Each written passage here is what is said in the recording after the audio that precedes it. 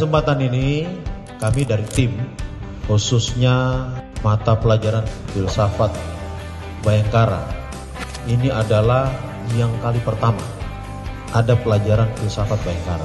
Mengapa demikian? Biar nanti kalian tahu bagaimana sejarahnya Polri dan seterusnya. Sebagai bekal kalian semua di dalam melaksanakan tugas nantinya. Saya kasih kepada kalian mengenai quote saya. Persaingan adalah hukum rimba, namun kerjasama adalah hukum peradaban. Jadi kalau kalian bersaing itu hukum rimba namanya. Kamu menjatuhkan antara satu dengan yang lain. Nanti si A bilang jelek, si B jelek, si C jelek. Itu namanya persaingan. Tapi namanya kerjasama itu merupakan peradaban. Jadi kamu itu harus semua kerjasama. Ini maksud daripada quote, ya.